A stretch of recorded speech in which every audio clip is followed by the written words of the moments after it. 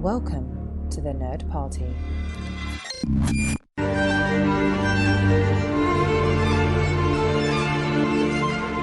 Hello and welcome to the A24 project here on the Nerd Party Network, where me and Dallas King make our way through the A24 filmography and along the way bring you interviews with the talent involved in front of and behind the camera.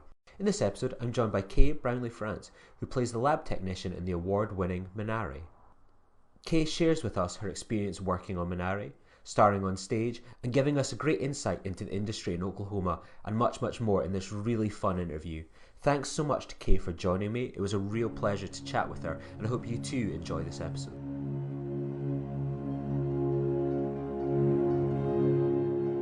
When did your interest in becoming an actor spark, Kaye? Let's see. I think I was in the 5th grade, and my class did like a little class play, you know how little kids do. Mm-hmm. And I was a big reader when I was a kid. I think when I was in the 5th grade, I think I was already reading like high school level books. So we did cold reads. And so I was not great at fitting in, and it was a new school for me actually. So I got up and did the cold read and did it really well because I was a reader. And then we did this little play, and then I was officially bit by the bug, right in that moment. And I started telling my parents, hey, I want to be an actor. And I think that they really hoped it was a phase. And unfortunately, it was not. And so where I'm from in Kansas is like this very, very small town, like 600 people. And there was some other bigger towns surrounding it. And so what I ended up doing was community theater once I was in high school. And that's pretty much where my roots are.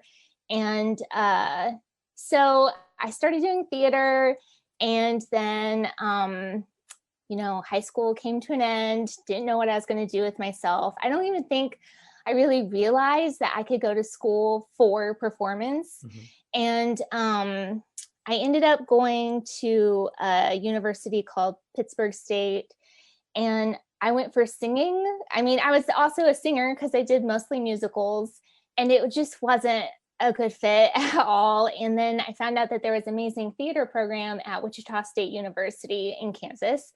And so I went there, and I had to get a tonsillectomy. And so my voice was gone. It took me 3 to 4 years to heal. Wow. And so I actually ended up having to go into technical theater, where I became a costume designer. And so I just thought performing was over for me. Then I graduated from college, and then I ended up there was this theater, this small regional theater in the middle of Kansas. Again, this is the middle of Kansas.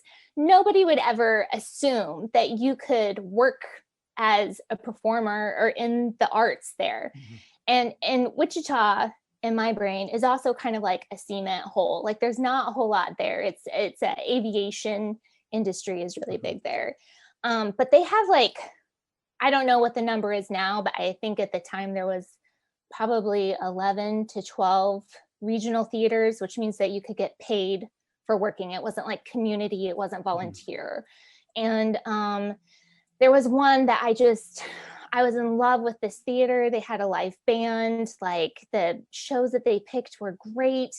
They picked smaller ensemble shows that, had been on Broadway, Spelling Bee and Evil Dead the musical, and just great shows. I always wanted to be on stage there. I ended up serving tables there for 4 years and auditioned every time I could possibly get a chance, but it just never happened. And then finally I booked a role, and after that I was just on stage all the time, and it got to the point I didn't have to audition anymore, which is very unfortunate almost, because you get out of the habit of doing it. So that's what I was doing, is I was just performing at these regional theaters in Wichita, Kansas, and I was doing costuming by day. I worked at a Wichita Children's Theater, and I was their resident costume designer. So it was like all day, all night, theater, theater, theater. It was like my dream. I was like, this is life. And it was great. And then I met my husband and we got married, and he's in the aviation industry, but also an actor. And so he ended up getting transferred out of town into Tulsa, Oklahoma. And I was like, yeah, I mean, I feel like I've kind of peaked here. Like I can't do anything more than what I'm already doing. And Tulsa is known for its music industry. And it's known for like its visual arts. And so it's a very artsy town. And I was like, it's going to be fine. They have theaters. So we moved down here. And about 2 months in, I realized that every single theater in Tulsa is like a community theater, and I can't get paid. And which is totally fine. Like it's amazing that they have such a strong community theater. And that's wonderful. But I was like, what am I going to do? So I started serving coffee again. And then I slowly kind of figured out that there was a film industry here, and is very small at the time. It's exploding now. And so I auditioned for like a random commercial for like Remington Firearms or something. It was like the first thing I think I'd ever put in for. You just had to put like, send in a photo of yourself, and I booked it. And all I did was drive a truck around for 2 hours. And I was like, you're kidding me. Like, this is the gig. Like, this is what I have to do. Cause I'm used to being, entertaining, I guess, because a lot of what I did was like dinner theater. So like it, messing with the audience members and stuff like that. That was very much what we would do. And so this is a completely different ball game for me. And so then I think it was I would say I was like dabbling in it. I wasn't sure about it. I didn't know if I could like adjust my performance style for film. And then I want to say in like 2016 or maybe it was 17, I auditioned for a movie that had Jonathan Rhys-Meyers in it, and somehow booked that. And I was like, well, this is it. Like, I've peaked. I've already peaked. I'm done. And all I did was like play a dead body in a trunk. Like, that's all I did. I didn't have any lines or anything. And but I was just like, this is the greatest day of my life. And he was so nice, and it was awesome being on a set like that. And then more and more things kept coming through, and I kept booking them. And still, like I just said, like things are really exploding here right now. And just in the past, I would say 3 years, like it's all changed so much. And I'm not even sure like what it's going to bring, but I'm hoping that it's good. But I don't know. I hope I'm not like talking in circles. No, not at all. I mean, do you almost see like kind of Oklahoma going the way that we've kind of seen probably the past decade with something like Georgia, for example, where you can't watch a big movie these days, whether it's a Marvel movie, Disney, etc., without seeing that Georgia peach at the end? Can you see a lot of like Hollywood potentially coming out to a place like Oklahoma and tapping into that? Yeah, the past couple years have been crazy. And so for like when Minari came through, my husband and I actually both auditioned for the role I booked, and which was hilarious. I was like, we're never going to be auditioning against each other ever again. I was like, this is like a one-time thing.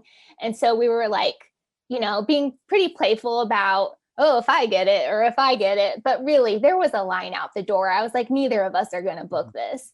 And then I booked it, and I was like, no way. And so I really hung that over his head as much as possible. But then the following month, we auditioned against each other again for a movie starring Matt Damon. And he booked that one. So then we were 1 for 1 and everything seemed even. And then this past, let's see, I guess like a couple months ago. There's this movie that's being filmed here right now called Killers of the Flower Moon, and it's directed by Scorsese. Oh, Have you yes. heard about this? Yeah, I have. Yeah, it's got a hell of a cast. Yeah, so DiCaprio is, kind of a big deal in it. And so my husband had an opportunity to audition for that, and he just filmed that a few weeks ago. And so like there's huge things coming through, and there was just some legislation passed in Oklahoma to up the cap on the tax refund, which is why people are bringing films here. I mean, it's so cheap to film here compared to any coast. And already I've noticed in the past probably month and a half, I've met at least 8 people who have moved from LA to here. And I'm not talking about people that boomeranged. I'm talking about people who grew up in Hollywood or have at least spent the past 20 years of their career in LA, and they have moved here. Everybody wants to get in on the bottom ground. What that means for like local performers, I'm unsure, because if people move here who have amazing resumes, which it's much easier to, I mean, you're going to have more opportunity in like LA than you would here. But the pro is that you don't have as much competition. Yeah. And so I'm kind of like nervous about, okay, all these people are going to move here who have much better resumes than I do. And so they're automatically going to be considered, possibly over me just because they have the credits, they have like the IMDb star meter or whatever. And so, yeah, I think that a lot will come here. I do kind of hope it will end up being like, Georgia or Albuquerque, all these little hubs that keep popping up. But I hope that will be unique in some way. And I don't know what that way will be. I don't have any like ideas about that, but Oklahoma has a lot to offer. And I think that more and more people will see that and more productions will come. That's fantastic. Is it Stillwater, the Matt Damon film? Yes. Yeah, that's like, I think it's in about an hour or two's time. It's premiering in Cannes Film Festival. One of my really? See it tonight. Like, in about 2 hours time, it's the red carpet premiere in Cannes Film Festival. So yeah, I'm dating it a bit there. Yeah, that's awesome. Yeah, so we don't know if my husband made the cut or not. I mean, you never really know, and we're not important enough to ever see it like before we have to rent it, so, but yeah, it's really exciting. It's so cool that he got in that, and it's cool that I got in Minari. Like, that's crazy. Yeah. Kind of in addition to being an actor, you're also a producer. Can you tell us a little about 8x8 Productions? Yeah, so 8x8 is, so during quarantine, everything was locked down, of course, like everybody knows what that was like. And so my husband was working from home for his day job. And as I said, he's also an actor, but he's also an amazing director and an amazing editor. And like I had mentioned before, there's a music scene here that is amazing. Like the bands that we have, the musicians that we have, it's so wonderful. And so he decided, you know what, I really want to do music videos. And working from home, he discovered, taking out, having to drive to work, having to drive home, and all these little things that add time into your day. He didn't have those anymore. So he had extra time at the end of the day to start working on things that he actually loves. And so he tracked down a band that he really loves and asked them if he could do a music video for them for free. And they're like, yeah, who's going to say no to that? If it's crap, then they don't have to share it. And it turned out really well. And their record label, the owner of the record label, contacted him and then hired him for like, I don't know how many videos he's done now, like maybe 7. It's, like not even a year old. And so us quarantining together, we are basically the crew and do everything. Because once restrictions were lifted, that was great, but I have breathing problems and asthma, so we've been extra careful because we don't have time to get sick and die. That's not in my plans for life. And so we've just been, it's just been like a 2-person show, basically 2-person crew, me and him, and doing all these music videos for local musicians. And so, I mean, in terms of being a producer, I would really use that term kind of lightly because it's so new. But scheduling and with my background in costume design, I'm usually like helping figure out what we want to do stylistically for whatever the idea is behind the music video. And so that's great. Like, both of us have our strengths. They really complement each other because the other person doesn't have that strength. So we work really well as a team together, which is odd. A lot of people don't want to spouse all day. But and then we do hope to, within this next year, we do hope to start doing short films. And we have some scripts that we're working on, and we'll see what happens. I mean, it's really, I wouldn't say, oh yeah, this is for sure going to happen. You have to, I feel like a lot of people do that. Oh yeah, I'm going to do this, I'm going to do that. Nothing ever happens. So I think that we'll just have to wait and see what this coming year brings, especially since he will actually be going back to work this coming week, which he's not super stoked about, but so maybe I'll be taking over more responsibility with the production company, but we'll see what happens. For those whose kind of first introduction to you was Minari, you've obviously been in a range of work. What would you kind of recommend people check out?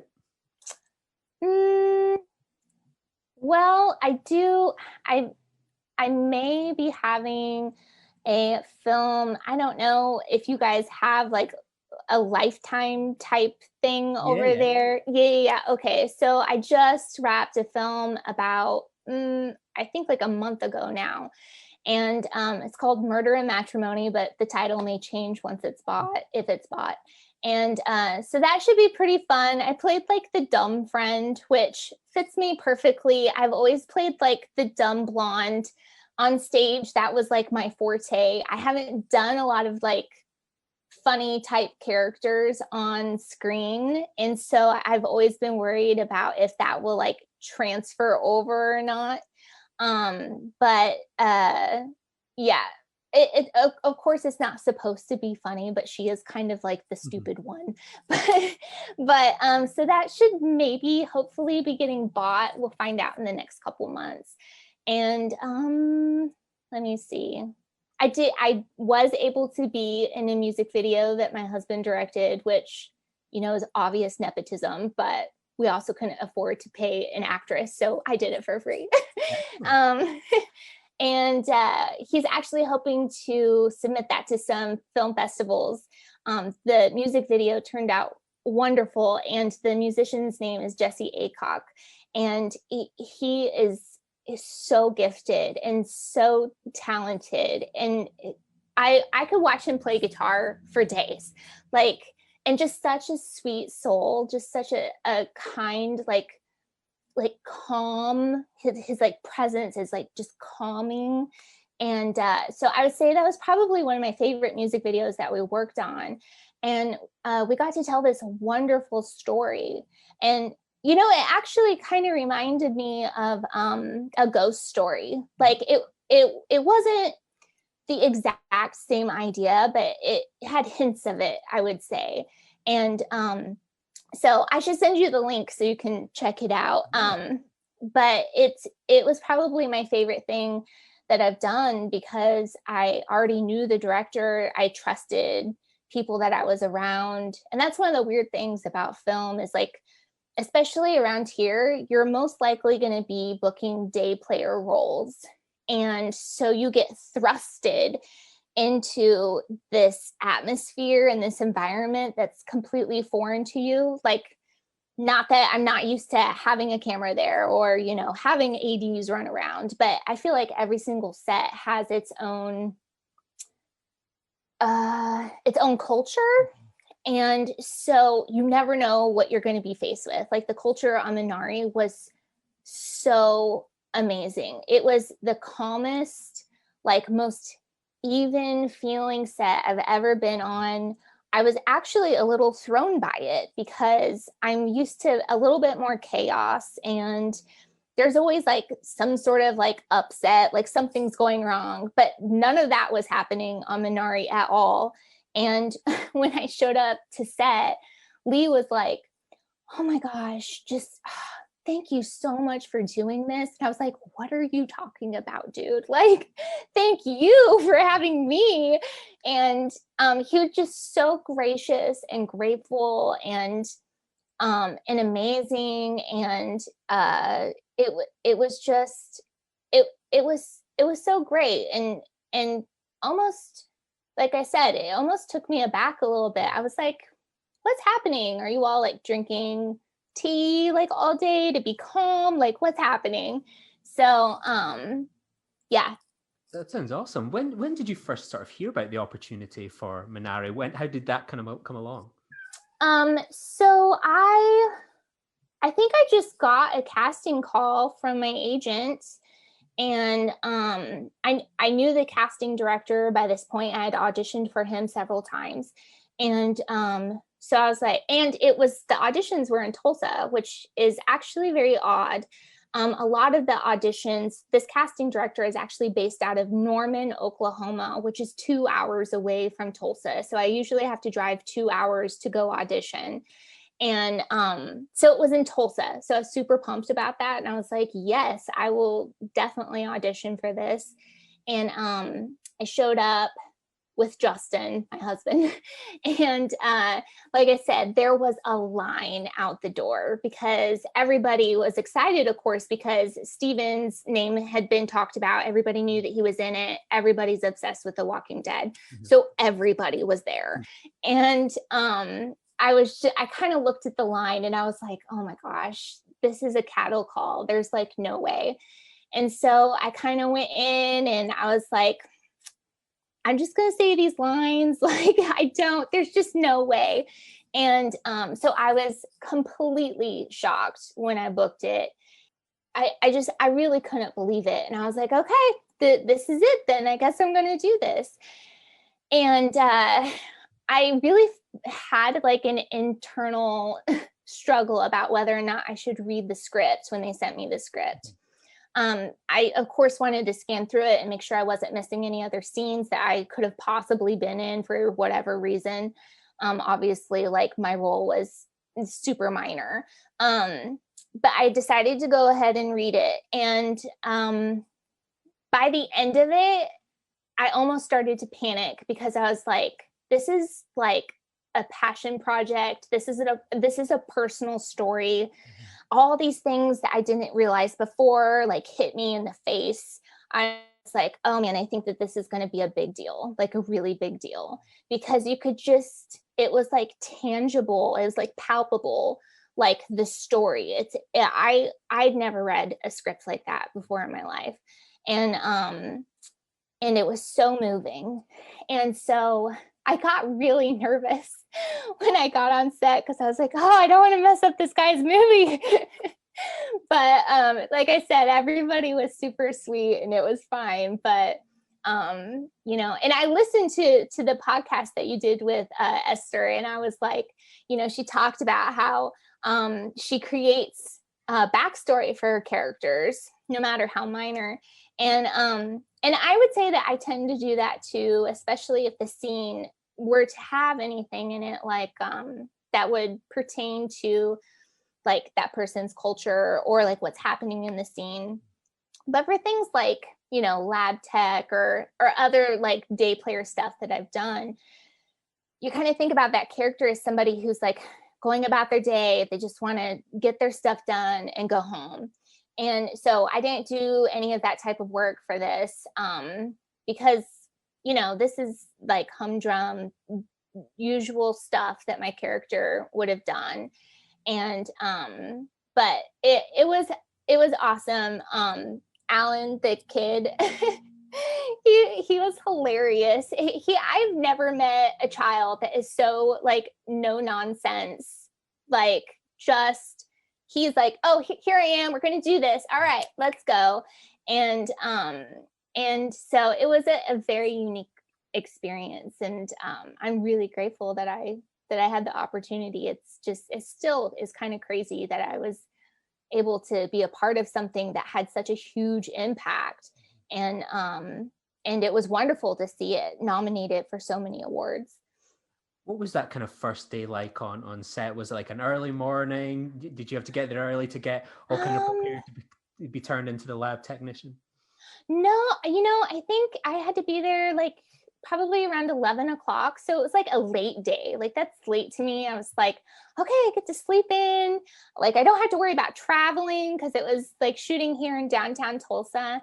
And I got in, and I mean, I wore like scrubs, I'm pretty sure, if I remember correctly. And they just like threw my hair up in a clip. And oh my gosh, the makeup designer she had like the lightest touch ever. That was like the best makeup experience. I could have fallen asleep, but anyways, and then they drove me to location, which I'm pretty sure, I don't know if it was like not an abandoned building, but it was like maybe they had cleared out half of a building. I couldn't really see because when they drove me there, I was like inside a SUV and I couldn't like see up at all of the buildings.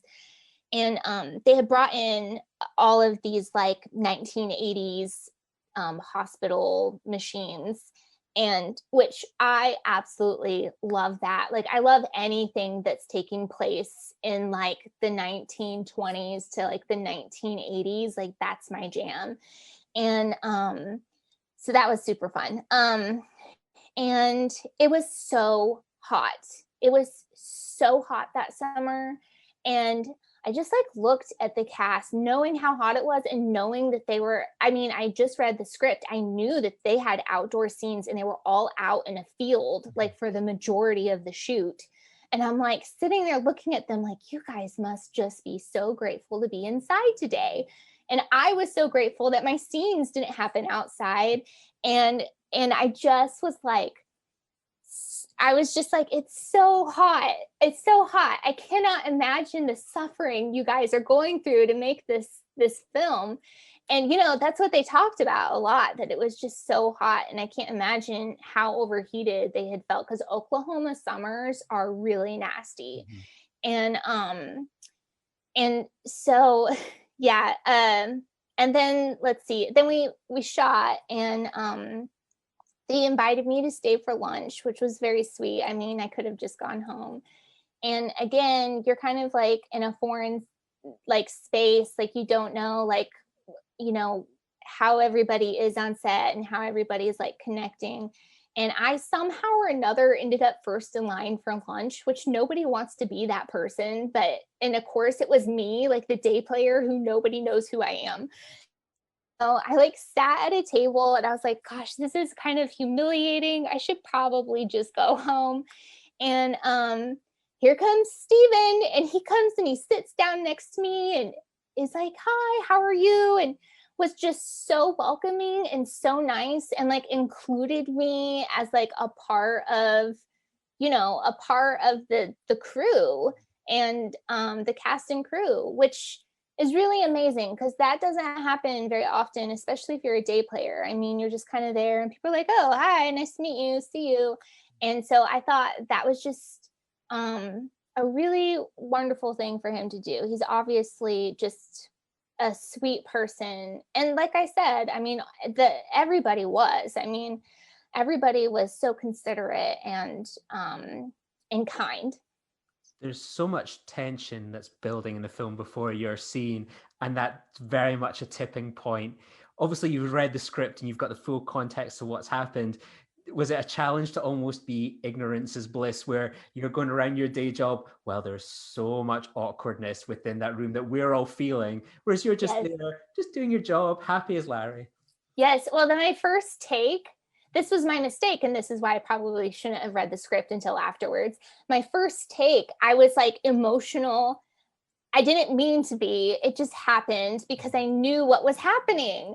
And so which I don't even remember my lines now, but I said something to David, and we did the scene, and Lee was like, okay, now like this time, you know, maybe don't care or whatever he said. And I was like, yes, you're so right. You're so right. I should not care. And then on top of that, Steven was being hilarious, because I don't know if when you watched it, you got from it what I got from it. I mean, that's the beauty of, you know, film, is people, you know, get different things from it. But I thought it was hilarious. Like, I laughed through the whole movie, like all the interactions between like family members, and it was just funny to me. And so Steven walked in with this huge box of like fruit, and he like almost drops it trying to come in the door. And when I read the script, I didn't see that comedy in it. And so when I saw him do that, and after they yelled cut, they started laughing, and I was like, oh my gosh, this is going to have a total other layer to it that I didn't even see when I read the script. And so that was exciting to know that there was something going to be added to it that I didn't initially like see when I read it from my own perspective.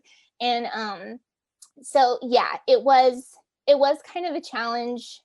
And again, like, that's why I'm like, oh, should I read the script or not read the script, especially when I have these like little day player roles.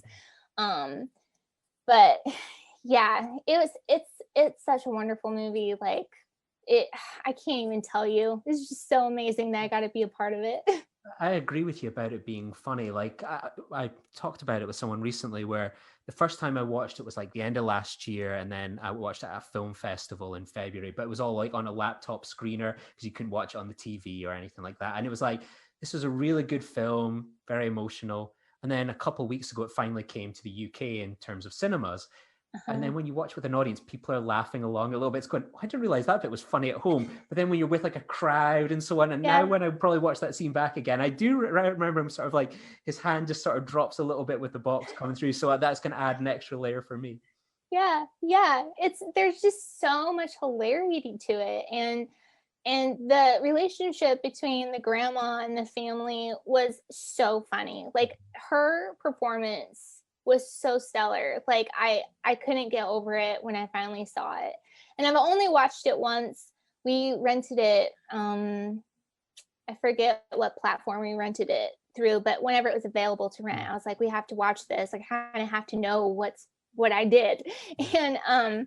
And so I was just so I was mesmerized by her. Her performance was just amazing.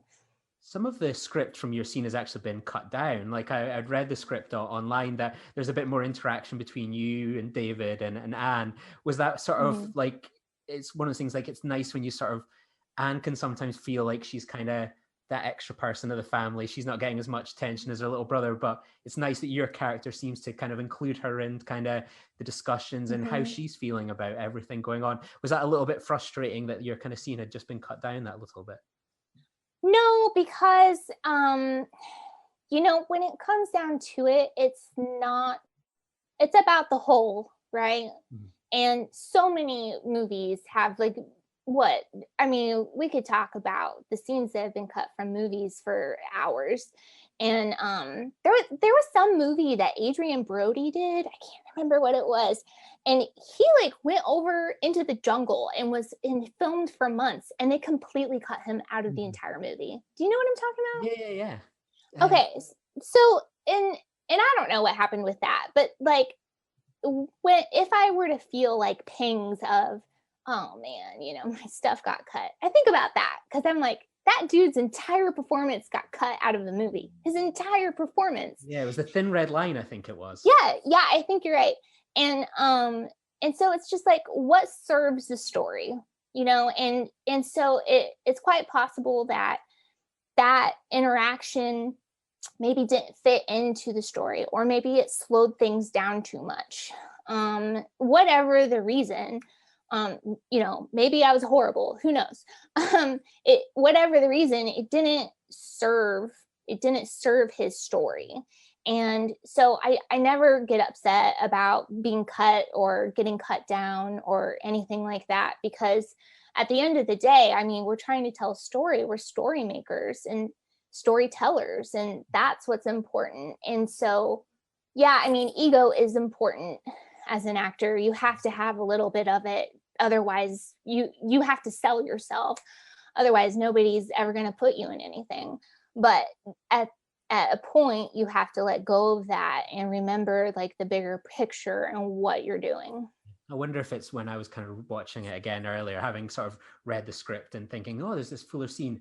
I wonder if it's almost that tension of like, if it just keeps it like that simmering of like someone's going around their job, the kids are kind of quiet, and like you just see that look that Monica gives him, and it's just, yeah, that's awkward, where you kind of think like sometimes you feel the image I had in my head was like, it probably feels like this safe space, like, you know, almost when you're at school, when you're thinking like, the parent can't tell me off if the teacher's in the room or something like that. There's that person in the room. A buffer. Yeah, a buffer.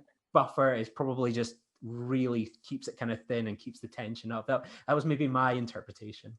Yeah. I could definitely see that way. Yeah. So, I mean, it would have been nice, like, for me to have had more screen time, I guess, like if I were to be like selfish about it. And, but you know, when I saw it cut down, I wasn't exactly surprised. I feel like a lot of scenes get snipped a little bit. And so, and I mean, I feel like it fit in really well. I don't know what it was like beforehand, but like I said, I try not to be upset about that too much.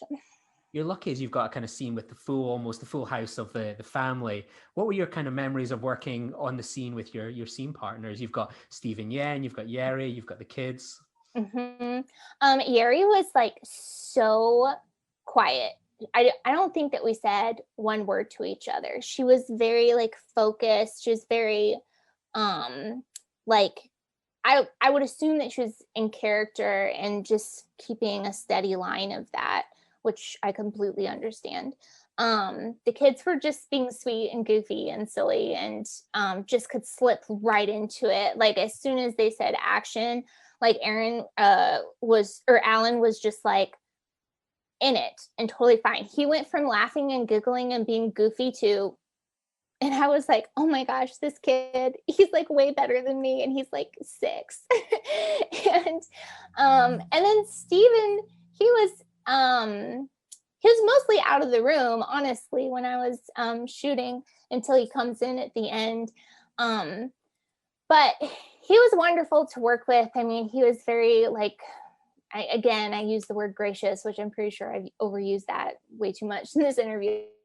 And there was a point where I got up and I would leave the room, and I just automatically like nodded at him as I was leaving, which I don't know if you guys do that over there, but over here we like nod at each other, like as a, like, we're leaving, or I'm leaving. Good. Here you go. Here's your son on the table. And so I gave him a nod, and he nodded back to me. And it was just such a like a little tiny thing, but I was like, yeah, I gave him something. I gave him something to do something. Because, you know, ultimately, like, my character is there to serve the story and serve the family and them. And so, and then I walked out of the room, and then the rest of the scene would happen. But yeah, they all had very different styles. Like, I'm pretty sure that Steven might have been like, I don't know, playing a game on his phone or something until he had to get up and enter the scene. But so everybody has their different acting styles. The kids were, you know, very sweet and goofy, like I said. And, you know, Noelle, I think she was pretty quiet too, if I'm remembering right. She seems, I think I'm remembering right, where she was also quiet and just kind of sitting with Yeri. And so, yeah, and it we were all kind of packed into this tiny room, and, the camera's like huge with all the equipment and stuff. So everybody was smashed up against the other side of the wall. But yeah, so, I mean, like I said, everybody was just very sweet and kind. What's Lee Isaac Chung like as a director? Obviously, you touched on that there was a couple of different takes. What's he like kind of shooting and with his actors? I mean, he seemed very relaxed. His redirections were, well, when he redirected me, I mean, it was pretty obvious things that I should have done. So I was like, yeah, of course. And it was a simple scene. So, and there wasn't a whole, even though there was like, of course, underlying emotions between everybody, it was all, withheld in that scene, because as we just discussed, I was like a buffer. So they weren't going to like do anything in front of me. And also, like, I think that would be like culturally not what they would do anyways. But so I feel like I didn't see him redirect a whole lot in that scene, because it was pretty simple and everybody already knew what they needed to do. I know that when Steven came in the first time, I feel like I'm remembering this right. I feel like the first time he like almost dropped the box. Like it was much more dramatic than what happened in the film. And so after they cut, they were all laughing about it. And he was like, that's great. Maybe don't try to drop it all the way. Just maybe like a little, and so I remember that redirection maybe.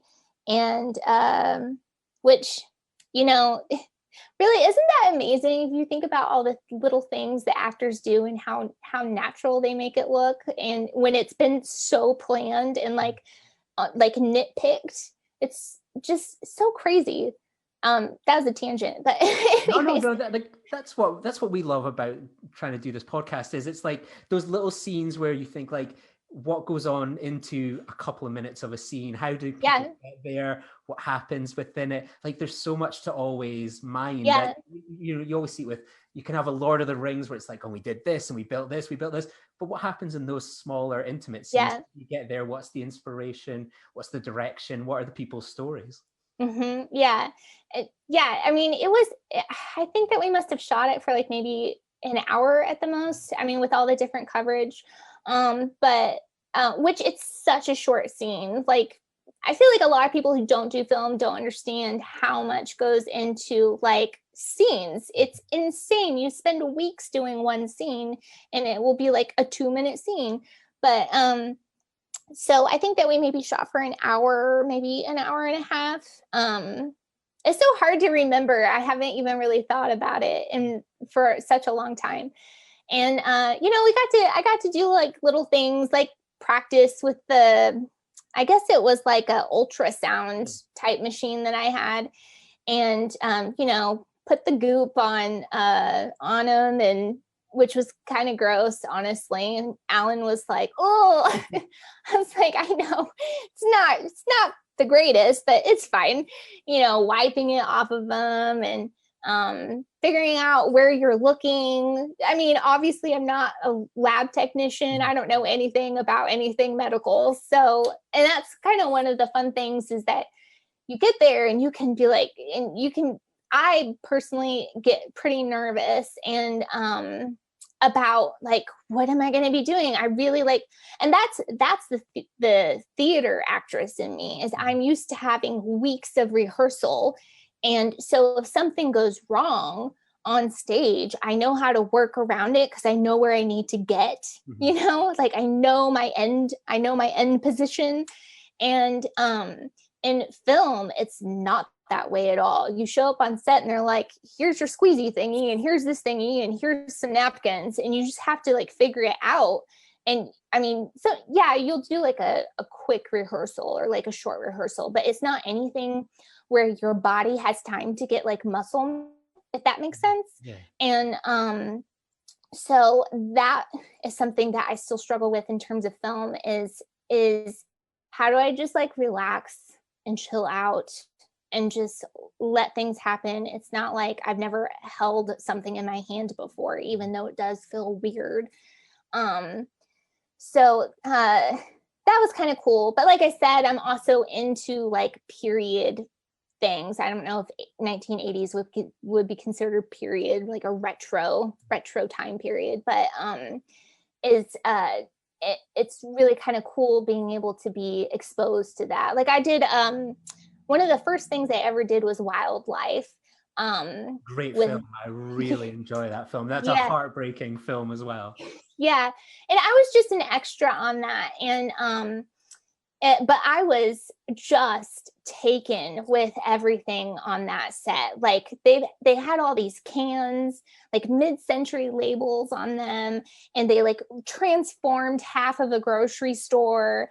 And I ended up wearing one of Carey Mulligan's costumes that they decided against for her. So I got to wear it. And I was like, shut up. And then I ended up being a stand-in for her actually that day. Because I was the only female on set that day as an extra. And so like Paul Dano actually like spoke to me and gave me direction when we were doing like rehearsal for camera. And I was just so mesmerized by all of the period stuff in it, the costuming and the set pieces and the props. It was just so cool. And, same thing with Minari. When Steven walked in, because I hadn't really seen him up walking around. I had just seen him sitting down outside of the room that we were going to shoot in. And when Steven walked in, I saw his full costume, and he was wearing exactly what my dad used to wear in like the early 90s, like exactly like the same kind of slacks and the same kind of button-up shirt. And I was just like, oh my gosh, it's like my dad. That's exactly what my dad used to wear all the time. And it was so cool, like being thrown into that. And that's also the amazing difference between theater and film is like you're asking the audience with theater to like kind of extend their own imaginations into believability, because we all know it's stage and the costumes might be bigger and brighter so that people can see them in the back, or you're not able to have such quiet moments because you have to emote so much so that people know what your character is going through. Whereas in film, like you can touch everything for the most part, it's going to be something genuine and real. And so in terms of acting, that's so helpful because you don't have to pretend like, if you're going to drink tea, you're going to drink tea instead of sipping out of an empty glass on stage, and so that was one of the really cool things about Minari for me was being surrounded by things that were authentically 1980s and kind of being immersed in that within that room. And it was very cool. Like, I love it. When you kind of walked away from set that day, did you expect the film to become as special as it was? Or did you think, oh, that's a good film, I wonder what will happen to that? What was the kind of process like for you after? Did you even remember that you were in it after kind of a few months? When I walk off set, I do try to forget about things, especially auditions, same thing. Like if I do an audition, I just try to walk away from it and never think about it again. Otherwise, as an actor, you're just going to be continually crushed. And like we had talked about, when you're a small role like that, it's so possible you could get cut out. And so like, just kind of like protecting yourself from disappointment. But like I said, when I had read the script, I was like, oh, okay. Like this is something. And I don't think that I thought as far as like Oscars, but I knew that it was going to be special. I knew that it was definitely going to win awards, at, film festivals at the very least. Mm-hmm. I didn't realize it would go where it went for sure. And so when it did, I was, elated and obviously very excited and especially for Lee because it's his story. And And it's a story that needs to be told, especially in America right now. And so it's very exciting to see it do so well. It's just absolutely flabbergasted that somehow I was in it. This is crazy. Is that one of those things, is that like an icebreaker where you can say, oh yeah, I've started an Oscar winning movie, like, you know, just like totally casual? I don't know how to actually ever say that to anybody. I volunteer through Tulsa Master Gardeners, and I had a couple fellow Master Gardeners come up and say, I saw you were in Minari. And I was like, yeah, I was. And so like in that sense, I like talking about it. But a lot of times around here, there's an idea that you can't be an actor without living on a coast. I sat next to this guy at a baseball game a few years ago, and he was like, well, what do you do? I was like, I'm an actor. And he was like, okay. And I was like, oh, okay. And what do you do? I mean, what do you say? How do you like prove your worth to somebody? And so I just decided not to engage. But yeah, it's kind of a strange thing on what to say or not. So, and my husband, he has the same conundrum. Like, do I ever talk about what I do or not? And so usually what happens is I brag for him and he brags for me, and then that's how we help each other out. But yeah, I mean, it's hard not to brag about it. It is exciting. And half the time I didn't even know how to post about it, though. It's almost awkward. Like I don't know what to say. Like other people have been in this boat, and so I feel like they're more graceful about it, and I feel like I'm like clunking around like, there, I was in Minari. Like well, you can just send them a link to this when it drops. Yeah. That'll do all the speaking for you. Like I defer all my questions to this, like defer all my answers to listening to this podcast. I mean, how did you spend Oscar night? Did you stay up and watch it, or did you kind of just like wake up the next day and see it had been successful?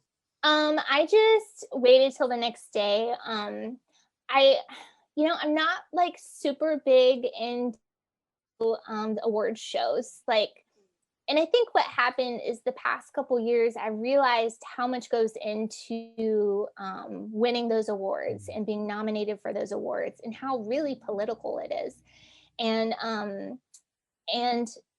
like actors end up having to get like social medias in order to promote it. And, it's very much a campaign. And I do not at all like blame anybody who ever campaigns for their movie to be Oscar nominated or whatever other awards. I think that's wonderful. And, you have to work for it. I mean, you just have to. But after I started finding out about all of that stuff, I don't know, I guess I felt kind of like weird about the award shows. Like, I don't know really how to explain it. I don't feel like I'm finding the right words. But it's the scene behind that curtain, isn't it? Where it's just like, it doesn't feel like the same thing, isn't it? When you see how the sausage is made in a way. Right. Yeah. And like so many things have happened recently. I say recently, within the last few years at the Oscars, like with La La Land and like Moonlight. I was like, really? Like, that seemed very strange to me, and almost like it was a publicity stunt. And Moonlight, oh my gosh, wonderful film. I was shocked when they called out La La Land. I was like, are you kidding?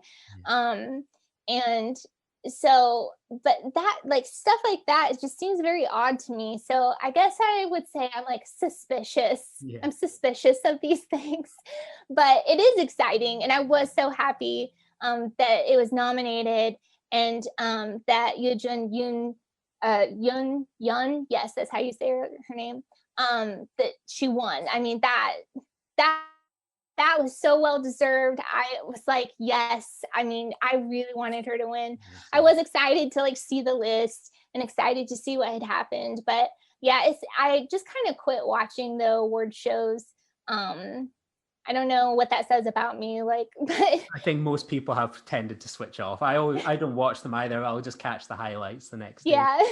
But how important is a film like Minari, where we've talked about it kind of being a cultural showcase for Korean talent, but how important is it for your home state, the industry there, and talent like yourself to have this opportunity? And I discussed it when we reviewed it. It was like, when you think of films about Oklahoma and the South, there are very certain types of films.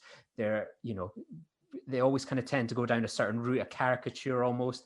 Minari always steers away from that when you expect it to go down that way, whether it's people within the church or the local community. And it shines a light on Oklahoma to a place that I'll likely never visit, but I come away from Minari going, I get that place better. And I now understand the industry behind the camera too.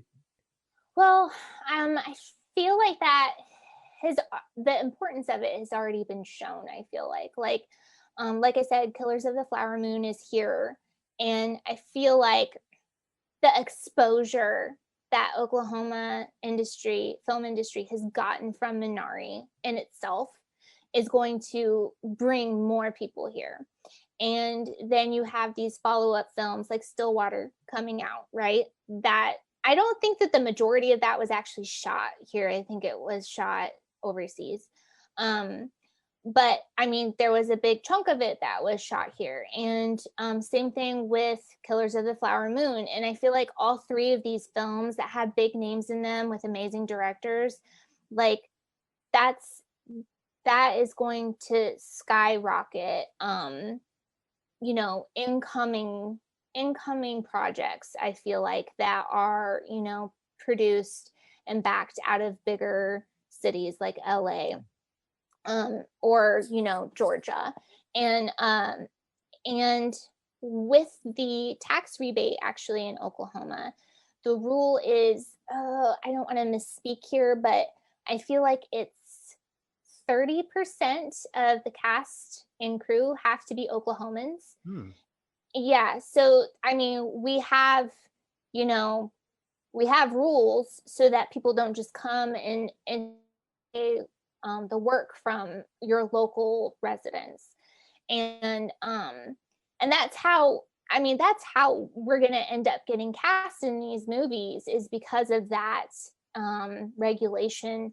And that's also why we're going to have so many people moving to Oklahoma, probably in droves, because it's huge competition in Georgia. It's huge competition in California. And I'm not exactly sure what it's like in Albuquerque, but I mean, also even down in Austin, I think Austin has like a nice little film hub too. And there's just so much competition. People are going to move here because they won't have as much competition. And then eventually there will be more competition because everybody will be moving. But Oklahoma is a very cheap place to live compared to those other cities. And so I think that Minari really put us on the map in a way that maybe nobody was expecting. Because like I said, I knew that was a special film. I didn't expect it to go as far as it did and be as, to have so many accolades from some of the biggest, awards in the world. And everybody knows that it was filmed here. I mean, it's talked about. And so I think that it is so important because it's like the first, it's not the first, like other wonderful movies have been filmed here, like Rudderless, if you've ever seen that, that was filmed here. I can't think, there was some other good movies. I can't think of them right now, but prior to like those more independent movies, like I think the only thing that was filmed here was, I want to say it was Twister. Oh yeah. Is that the one with Helen Hunt? Yeah, Helen Hunt and Philip Seymour Hoffman. Yeah. Yeah. So Twister was filmed here, and that's it. And everybody was so excited about it. Everybody still talks about being an extra in it or whatever. And that was kind of all that came through, except for like the local film industry. I mean, there are local filmmakers here who make their own movies, and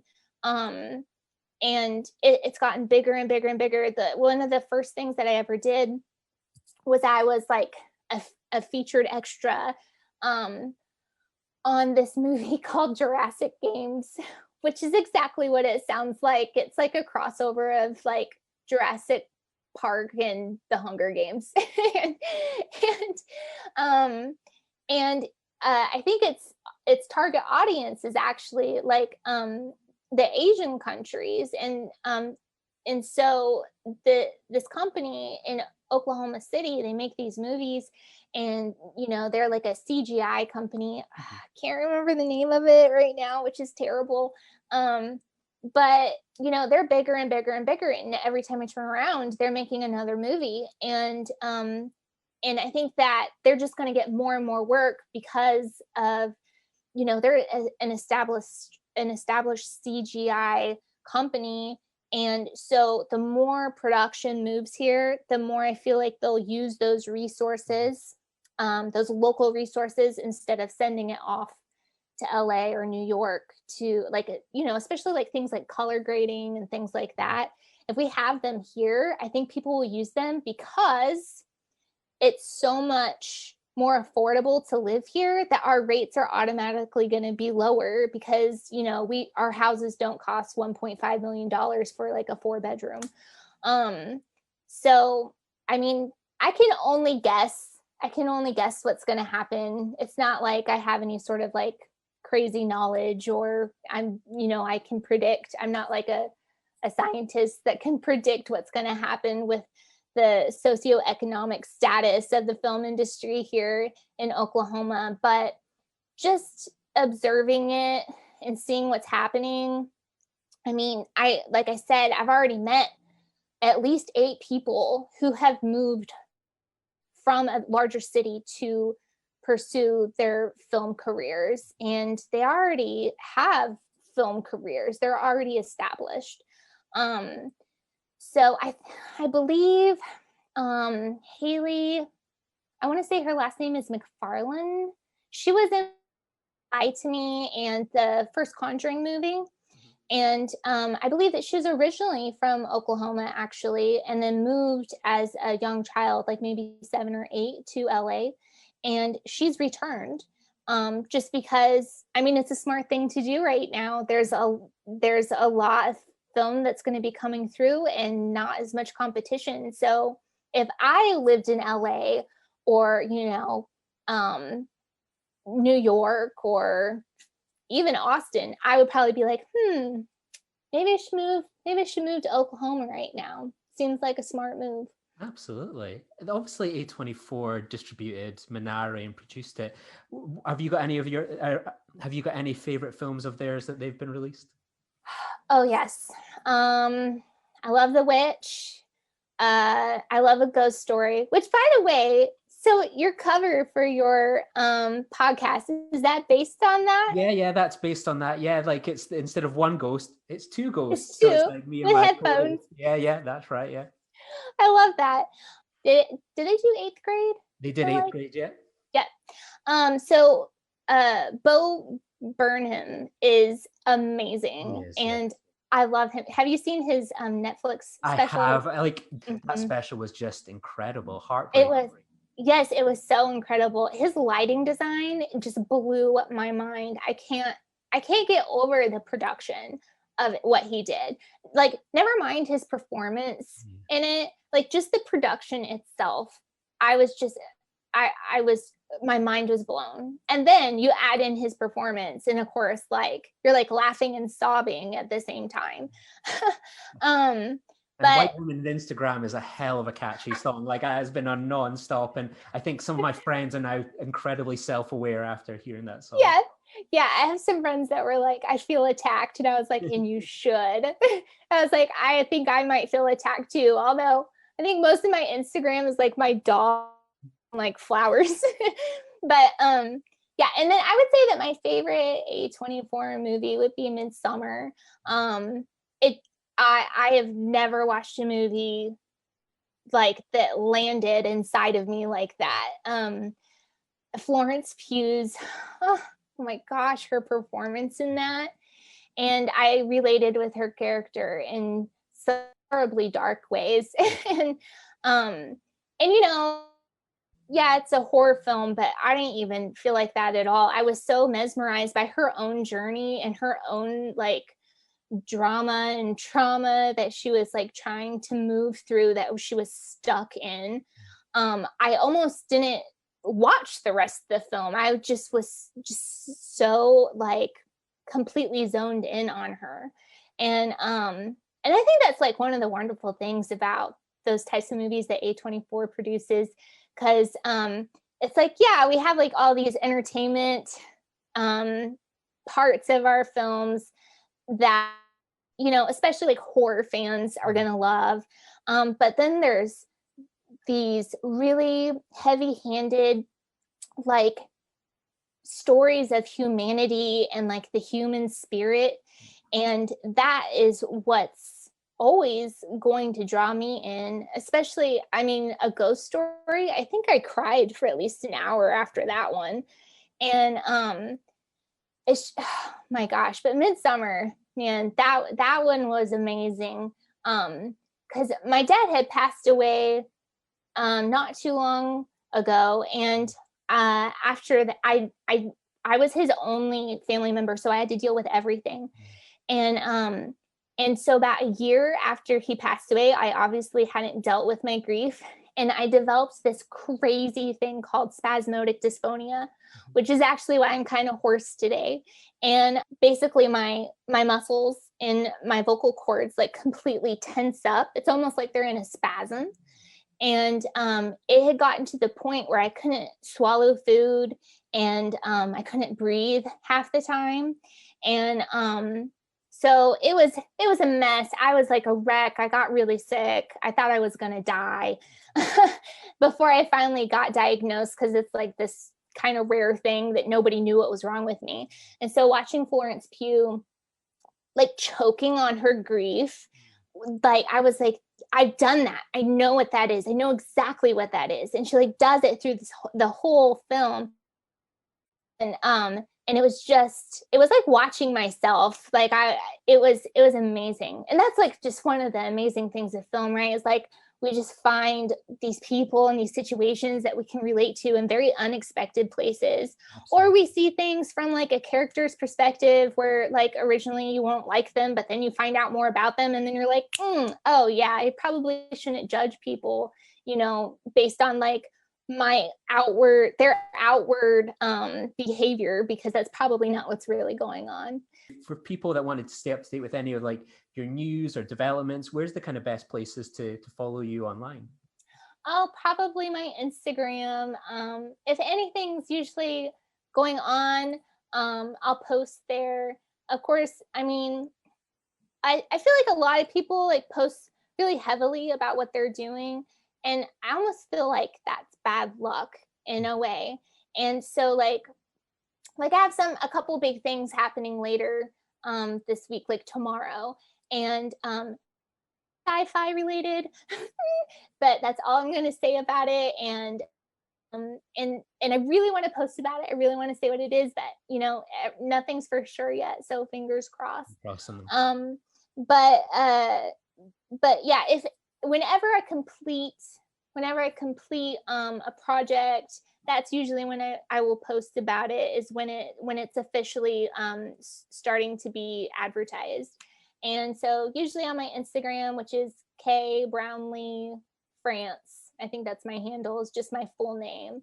And that's where I post things, but people will usually see like pictures of my dog and flowers, the gardener. But well, it's been an absolute pleasure to chat with you today. I've really enjoyed learning about Oklahoma and yourself and your experience on Minari. It's been a real trip and so on. I really appreciate you taking the time. Well, of course. Thank you so much for having me.